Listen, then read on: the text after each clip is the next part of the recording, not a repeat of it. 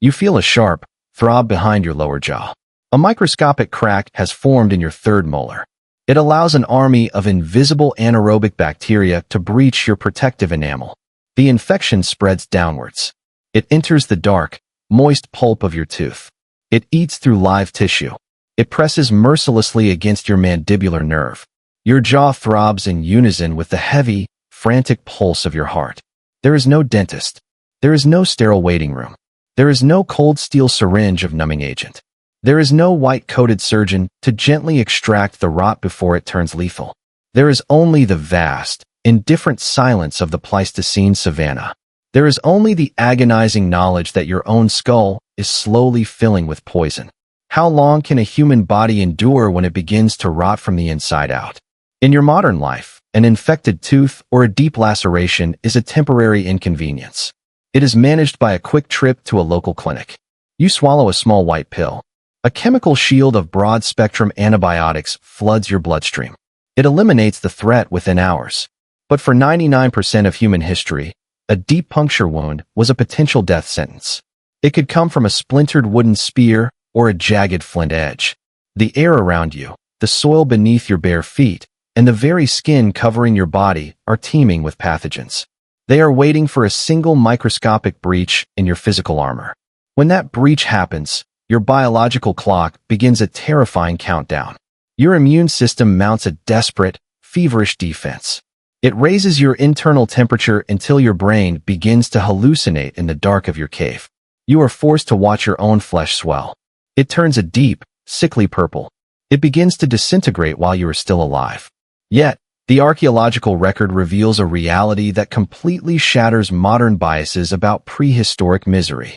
Modern society often assumes that ancient ancestors lived brutal, short lives. It is assumed they died like fragile animals at the first sign of illness or injury. But the bones tell a completely different story. In 1979, anthropologist Eric Trinkaus published a seminal study. It analyzed the Neanderthal remains found at the Shatters cave site in modern-day Iraq. One specific individual, known to science as Shatters 1, lived roughly 45,000 years ago. He possessed a catalog of trauma that would look horrifying even to a modern paramedic. His skull had suffered a massive blow that crushed his left eye socket. This likely left him partially or completely blind on that side. His right arm was completely withered. It was fractured in multiple places. It ultimately amputated itself above the elbow during his lifetime. His feet and legs showed signs of severe, chronic deformity. This made every single step in exercise an intense agony. How did a severely disabled, half-blind individual survive for decades in an environment crawling with apex predators and unforgiving Ice Age winters? He survived because his tribe refused to let him rot. The existence of Shatters 1 proves beyond a shadow of a doubt that prehistoric humans possessed a sophisticated system of social safety. They possessed a deeply empathetic system and primitive medical knowledge. His wounds were not clean, swift cuts. They were messy, traumatic injuries. They required months of daily, intensive care to heal without succumbing to systemic sepsis. Someone gathered fresh water to wash his shattered face. Someone applied soothing poultices made from crushed wild chamomile and yarrow.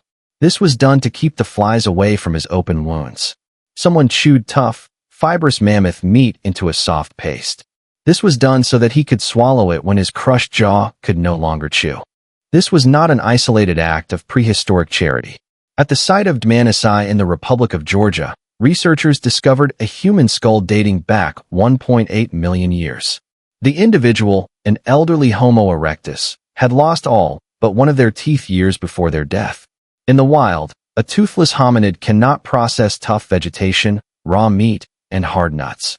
These are required to sustain human life. Their jawbone had completely smoothed over. This is a biological process that takes years to occur after teeth are lost.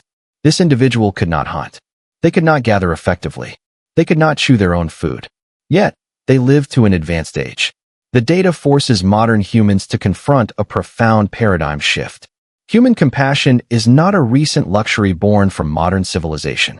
It is an ancient, hardwired evolutionary survival strategy that predates our own species. When ancient humans did succumb to the rot of infection, Their burials reflected an immense depth of emotional grief and spiritual complexity. Consider the famous 30,000-year-old Upper Paleolithic site of Sungir, located just north of Moscow. Here, archaeologists excavated the graves of two young children buried head to head. The children were covered in thousands of meticulously carved mammoth ivory beads, polished fox teeth, and heavy ivory spears. The sheer amount of labor required to produce these grave goods is staggering. It represents thousands of hours of collective tribal effort. These children did not contribute to the tribe's caloric intake. They did not defend the camp from predators. Yet, when their bodies grew cold and failed, the community did not simply discard them in the brush. They did not leave them to be consumed by scavengers.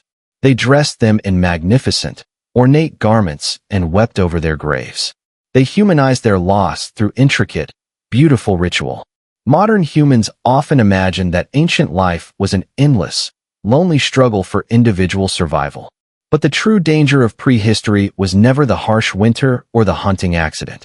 It was the terrifying prospect of social isolation. If you were cast out from the fire, if your tribe deemed you a burden and left you behind, your body would rot in the wilderness within days. To be human was to belong to a collective organism. That organism pooled its strength to shield its weakest cells from the harsh realities of nature.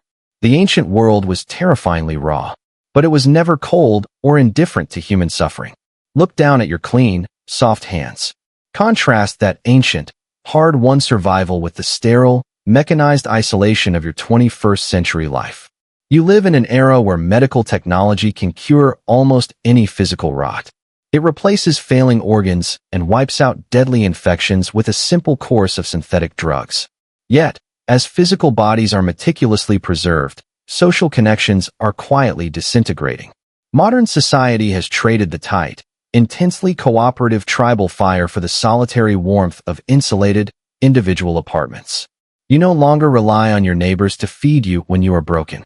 You do not expect your community to wash your wounds when you fall.